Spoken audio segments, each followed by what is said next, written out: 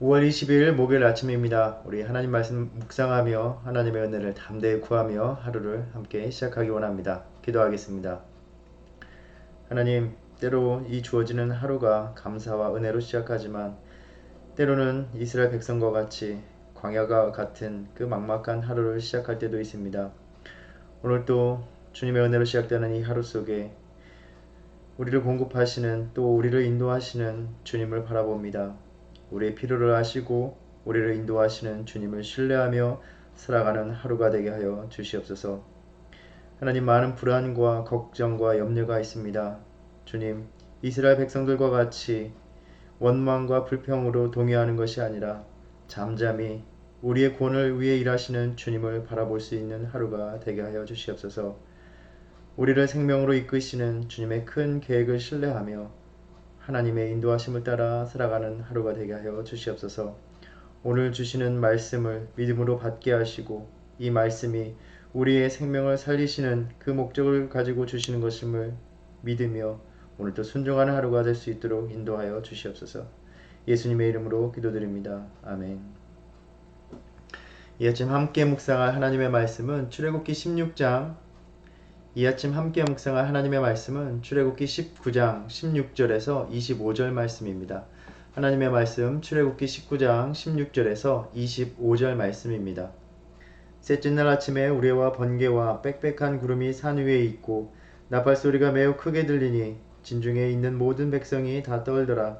모세가 하나님을 맞으려고 백성을 거느리고 진에서 나오매 그들이 산 기슭에 서 있는데 시내산의 연기가 자욱하니 여호와께서 불 가운데서 거기 강림하심이라. 그 연기가 옹기가마 연기같이 떠오르고 온 산이 크게 진동하며 나팔 소리가 점점 커질 때에 모세가 말한즉 하나님의 음성으로 대답하시더라.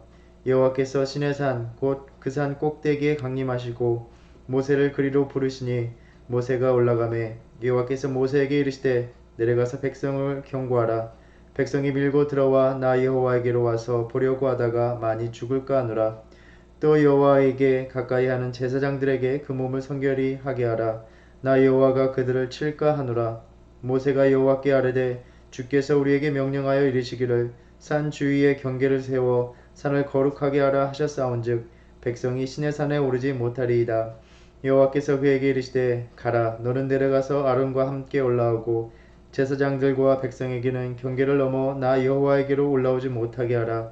내가 그들을 칠까 하노라. 모세가 백성에게 내려가서 그들에게 알리니라. 아멘. 하나님께서 이스라엘 백성들을 돌보시는 가운데 드디어 시내산에 도착하였습니다.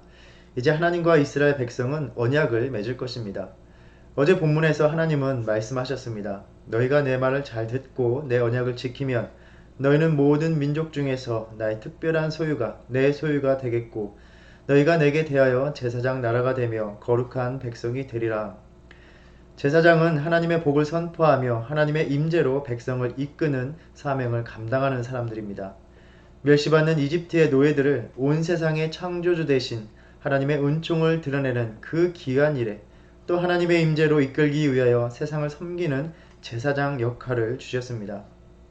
우리를 하나님의 이 특별한 헌신의 삶으로 부르신 것입니다. 이스라엘 백성들이 어떻게 이 특별한 하나님의 백성이 될 수 있었습니까? 그들이 한 것은 아무것도 없었습니다. 오직 하나님의 선택과 은혜의 부르심이었습니다. 주님은 이 특별한 언약의 관계로 머물게 하시기 위해서 무엇을 명하셨습니까? 언약을 지키면 이라고 말씀하십니다. 순종입니다. 그런데 자세히 들여다보면 이 순종을 요구하시기 전에 무슨 일이 일어났습니까? 주님이 말씀하시기를 내가 애굽 사람에게 어떻게 행하였음과 내가 어떻게 독수리 날개로 너희를 업어 내게로 인도하였음을 너희가 보았느니라. 이 순종이 요구되기 전에 하나님께서 행하신 놀라운 일들이 이스라엘 백성들의 삶에 가득 채워져 있었다는 것입니다. 우리를 예수님의 제자로 부르시면서 이 시대를 위한 제사장의 사명으로 부르시면서 주님의 말씀에 순종하는 삶을 살라고 명하셨습니다. 그러나 이 순종을 명하시기 전에 십자가의 은혜가 이미 우리의 삶에 주어지고 채워져 있습니다. 우리가 나누는 이 말씀에 따라서 살아가야 할 것을 명하시는 이 아침, 이 순간에 이미 하나님께서 내게 행하신 놀라운 은혜가 우리의 삶에 가득히 채워져 있음을 깨닫는 저와 여러분이 되기를 바랍니다. 순종은 구원에 들어가기 위한 조건이나 관문이 아니라 이미 주어진 은혜에 대한 우리의 마땅한 응답인 것입니다. 이제 하나님께서는 이스라엘 백성이 하나님을 만날 준비를 하라고 명하셨습니다. 스스로 성결하게 하고 셋째 날을 기다리라고 하셨습니다. 하나님의 임재를 대하는 이들에게 명하신 태도입니다. 준비와 기다림입니다. 예배의 자리에 나오는 이들에게 명하신 것입니다. 준비와 기다림입니다. 혹 우리의 예배의 자리에 나오는 모습이 기다림이 없는 모습은 아닙니까? 나와서 기도로 몸과 마음을 주님 앞에서 정결하게 하며 기다리며 하나님 앞에 나오고 있습니까? 아니면 오히려 하나님이 우리를 기다리게 하고 있습니까? 이스라엘 백성들은 자신들을 성결하게 하며 3일의 시간을 기다려야 했습니다. 기다림이 없는 예배의 삶은 정리되지 않은 일상의 삶들, 분주하고 산만한 모습 그대로 나오면서 이미 주님께로 집중할 동력을 상실한 것입니다. 오늘날 현장에 예배를 드릴 때에도 준비하며 예배의 시작을 기다리는 교인들이 있는가 하면 특별한 사정이 있을 때도 있지만 습관적으로 기다림이 없이 예배에 그렇게 지나치듯 드리는 교인들이 있습니다. 저는 주일 예배 온라인 방송을 중계하면서 언제 몇 분의 성도님들이 접속하는지가 화면에 뜨기 때문에 자연스럽게 그 상황을 보게 됩니다. 그 상황을 보면서 예배의 시작을 기다림 없이 임하고 또 예배에 마치기까지 기다림이 없이 스스로 마치는 그러한 상황들을 보고 있습니다. 물론 저는 그 자세한 내역들을 잘 모릅니다. 그러나 하나님께서는 각자 우리의 예배의 삶을 살펴보고 계시다는 것입니다. 이만하면 내가 오늘 예배를 드렸다고 인정하면 되는 것이 아닙니다. 하나님께서 받으실 만한 모습으로 용납하실 만한 모습으로 주님 앞에 예배를 드리고 있느냐의 문제입니다. 하나님께서 명하신 대로 예배의 자리에 나오는 준비와 기다림이 있는 예배의 태도로 나아가는 저와 여러분이 되기를 간절히 바랍니다. 그렇게 하나님께서는 하나님을 만날 준비를 하게 하시고 셋째 날에 하나님께서는 경이로운 또 두려운 현상 가운데 임재하시며 백성들로 하여금 모세와 만나 주시는 장면을 보게 하셨습니다. 16절은 하나님의 임재에 대한 백성들의 반응을 전하고 있습니다. 우레와 번개와 빽빽한 구름이 산 위에 있고 나팔 소리가 매우 크게 들리니 진중에 있는 모든 백성이 다 떨더라.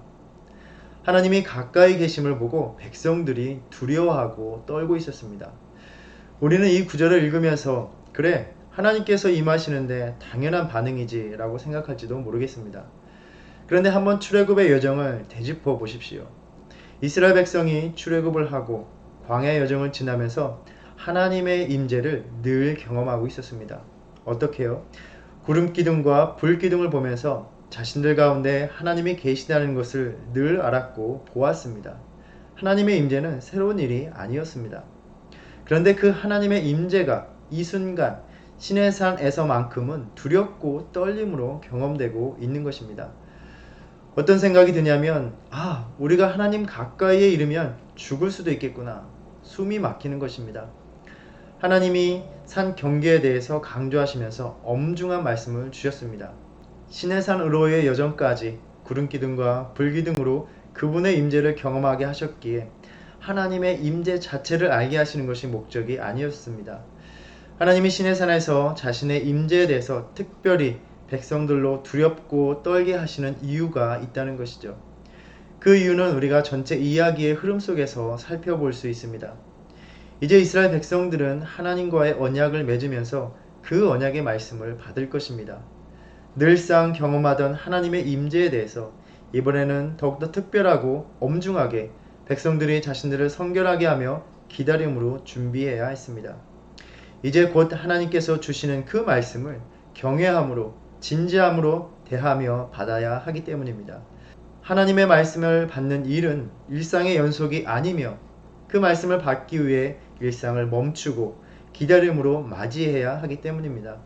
그러할 때 하나님 말씀에 대한 순종의 자세를 가다듬을 수 있기 때문입니다. 세 번째 달, 날짜 수로는 약 50일 정도에 이르는 여정 속에서 이스라엘 백성들은 하나님의 임재를 자신들의 일상의 한 부분으로 여겼을 것입니다. 구름 기둥과 불 기둥으로 하나님께서 자신들을 인도하실 때 처음에는 신기하고 경외심을 가졌지만 점차 자신들의 삶에 당연한 것으로 익숙한 것으로 받아들였을 것입니다. 하나님의 임재에 대한 두려움은 사라지고 또 모세에게 전하시는 말씀을 들으면서 하나님의 그 말씀에 대해서 경외하는 마음이 무디어졌을 것이라 생각합니다.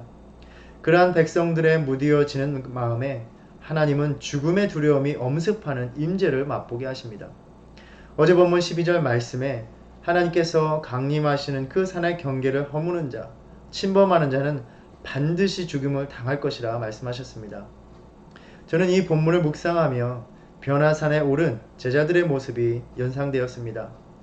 예수님과 함께 살아가면서 어쩌면 제자들은 자신의 선생님이 하나님의 아들로서 하나님 되시는 분으로서 보다는 그저 수많은 인간 스승의 하나로 여겼을지도 모릅니다.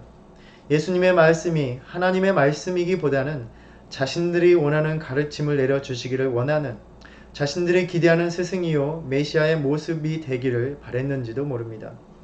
어쩌면 그렇기 때문에 베드로는 주는 그리스도시요 하나님의 아들이시니이다 라는 위대한 고백을 하였음에도 불구하고 예수님께서 자신이 예루살렘에서 장로들과 대제사장들과 서기관들에게 많은 고난을 받고 죽임을 당할 것을 이야기하실 때 예수님을 꾸짖으면서 말합니다. 주님 안 됩니다. 절대로 이런 일이 주님께 일어나서는 안 됩니다. 언젠가부터 주님의 말씀에 대해 순종이 아니라 자신의 원함과 바람과 그러한 다른 말씀이 주어지는 것에 대해서 주님께 항변하고 있는 것입니다. 그러한 제자들을 데리시고 산에 올라가셔서 하나님의 모습을 보이셨습니다. 시내산 에서와 같이 구름 속에서 내 사랑하는 아들이요 내 기뻐하는 자니 너희는 그의 말을 들으라. 그 거룩한 그 두려운 말씀을 들을 때에 제자들은 듣고 엎드려서 심히 두려워하였다라고 말합니다. 이들은 다시 한번 경외함으로 하나님의 아들 대신 자신들의 스승 예수를 바라보아야 했고 순종함으로 그분의 말씀을 들어야만 했습니다. 이스라엘 백성들에게 늘상 경험했던 하나님의 임재를 두렵고 떨림으로 경험하게 하시면서 그리고 오늘 이 아침에 우리들에게 그러한 이스라엘 백성들의 모습을 들려주시면서 하나님은 다시 우리 역시 그분의 임재에 두렵고 떨림으로 나아오며 그 가운데 주시는 하나님의 말씀을 받아야 한다라고 말씀하고 계십니다. 우리의 오랜 신앙생활 가운데 우리 가운데 함께 머무시는 하나님 또 늘 들려주시는 하나님의 말씀에 대해서 우리 역시 어느덧 익숙해지고 그 익숙해짐은 우리의 마음의 경외감을 약화시킬 때가 많았습니다. 그래서 두려운 마음으로 순종하기보다는 우리의 삶에 거치는 것으로 불편함으로 다가올 때마다 내가 이 말씀대로 살지 않으면 내가 죽을 수도 있겠구나 라는 마음보다는 별 대수롭지 않게 여기며 대할 때가 많이 있었던 것입니다. 어느덧 주님의 임재와 주님께서 주시는 말씀들이 마치 우리 일상의 연장이요 한 부분인 것처럼 그래서 우리에게 속한 것으로서 우리의 마음대로 처분할 수 있는 것처럼 여기는 것입니다.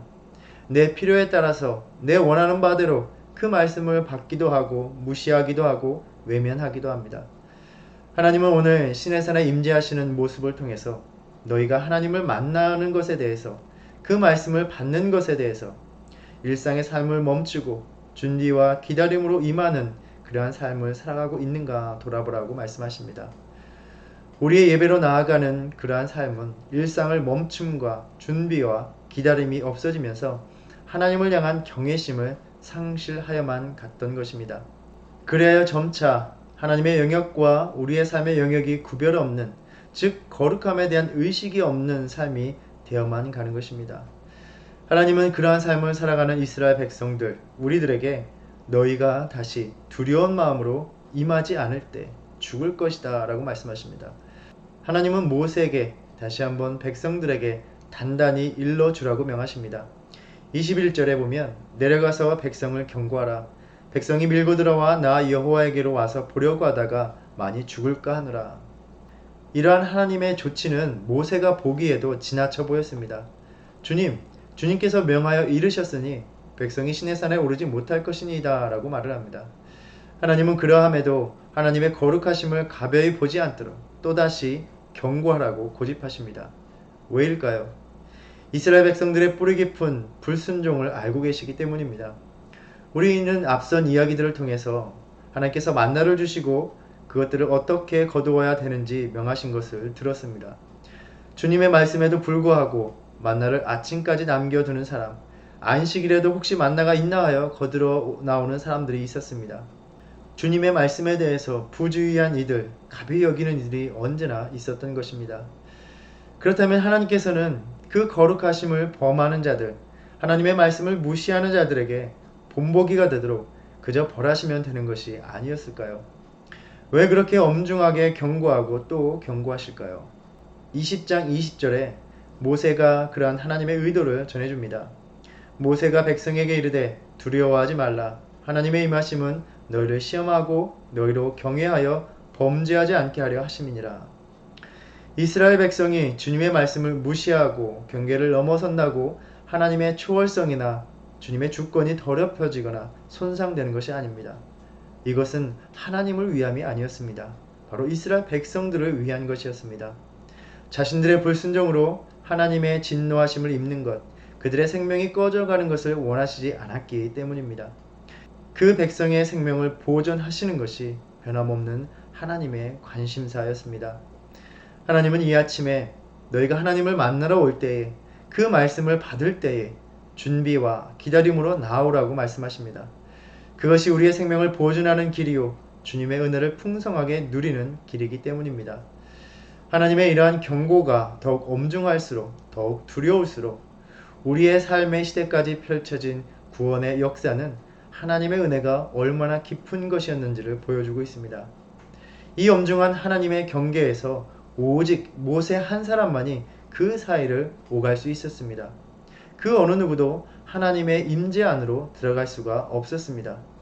그렇게 두려움을 갖게 하며 말씀을 주시고 하나님을 경외하는 마음으로 말씀에 순종하여 죄를 짓지 않는 삶을 살기를 원하셨지만 이스라엘 백성들이 우리들이 하나님 앞에 보인 삶의 모습은 불순종이었습니다. 우리는 하나님의 거룩함을 범하는 또 그 거룩함을 지켜내지 못하는 삶을 살았고 하나님의 엄중한 말씀대로 주어진 결과는 죽음뿐이어야 했습니다. 그러나 하나님께서 스스로 이 경계를 허무셨습니다. 이 경계를 범하는 그 불순종의 대가를 그 아들 예수를 통해서 지게 하셨습니다. 그리고 이제 하나님의 임재 안에 어느 누구나 들어올 수 있게 하셨습니다. 그리스도의 십자가가 지성소의 휘장을 찢어 버리신 것입니다. 우리에게 새 대제사장을 주셨습니다. 히브리서 4장은 말씀합니다. 그러므로 우리에게 큰 대제사장이 계시니 승천하시니 곧 하나님의 아들 예수시라. 우리가 믿는 도리를 굳게 잡을지어다. 우리에게 있는 대제사장은 우리의 연약함을 동정하지 못하실 리가 아니요 모든 일에 우리와 똑같이 시험을 받으신 이로되 죄는 없으시니라. 우리 히브리서 4장 16절 말씀을 함께 읽어보겠습니다. 그러므로 우리는 긍휼하심을 받고 때를 따라 돕는 은혜를 얻기 위하여 은혜의 보좌 앞에 담대히 나아갈 것이니라. 아멘. 이제 우리는 이스라엘 백성이 결코 들어갈 수 없었던 하나님의 임재의 거룩함으로 들어갈 수 있게 되었습니다. 우리의 능력과 자격이 아니라 그리스도의 보혈의 피를 의지하여 유월절 어린 양의 피를 보시고 하나님의 심판을 넘어가신 것처럼 우리에게 있는 주어진 그 은혜의 그리스도의 피를 보시고 우리를 그분의 임재 가운데 받아들여 주시는 것입니다. 그렇게 오늘도 우리는 담대히 주님의 임재 안으로 들어가 그분의 은혜를 구할 수 있게 되었습니다. 그 은혜의 보좌로 나아가는 우리의 모습이 이제는 우리의 일상을 멈추고 오직 하나님을 바라보며 준비하고 기다림으로 경외함으로 나아가는 예배의 삶이 되어야 할 것입니다. 그러한 삶으로 나아가기를 결단하며 주님의 거룩한 임재에 주님이 기뻐하시고 용납하실 만한 모습으로 나아가는 저와 여러분의 오늘 하루의 삶이 되기를 간절히 소망합니다. 기도하겠습니다. 하나님, 주님의 약속대로 주님께서 그 이스라엘 백성들을 돌보시고 채우시며 공급하시는 가운데 신의 산에 이르게 하셨습니다. 주님, 그 백성과 언약을 맺을 때 하나님의 거룩한 임재를 두렵고 떨림으로 보게 하셨습니다. 주님께서 주시는 말씀을 일상을 멈추고 준비함으로 기다림으로 임해야 했기 때문입니다. 하나님, 오늘날 우리가 주님의 말씀을 받는 우리 삶의 모습 또한 주님의 예배로 나아가는 모습들이 주님께서 명하신 대로 우리의 삶을 멈추고 우리 자신을 성결케 하고 기다림으로 나아가는 삶이 될 수 있도록 인도하여 주시옵소서. 그리하여 주님의 그 거룩한 언약의 관계 안에 머물며 주님께서 주시는 많은 은혜를 누리는 복된 삶이 되게 하여 주시옵소서. 오늘도 주님의 은혜를 간절히 구하는 아침입니다. 하나님, 육신이 아프고 힘든 모든 지체들을 주님께서 붙들어 주시고 주님의 은혜를 더하여 주시사 치유의 능력으로 붙들어 주시옵소서. 오늘도 삶의 어려움으로 인하여 주님 앞에 간구하는 모든 심령의 기도가 주님 앞에 들려지기를 간절히 소원합니다. 오늘도 우리의 삶의 모든 것을 주님께 맡깁니다. 우리의 생각과 마음을 지켜주시사 요동하지 않는 믿음으로 주님을 따르는 삶이 될 수 있도록 인도하여 주시옵소서. 예수님의 이름으로 기도드립니다. 아멘. 하늘에 계신 우리 아버지여, 이름이 거룩히 여김을 받으시오며 나라의 임하옵시며 뜻이 하늘에서 이룬 것 같이 땅에서도 이루어지이다. 오늘날 우리에게 일용할 양식을 주옵시고 우리가 우리에게 죄 지은 죄를 사하여 준 것 같이 우리의 죄를 사하여 주옵시고 우리를 시험에 들게 하지 마옵시고 다만 악에서 구하옵소서. 나라와 권세와 영광이 아버지께 영원히 있사옵나이다. 아멘.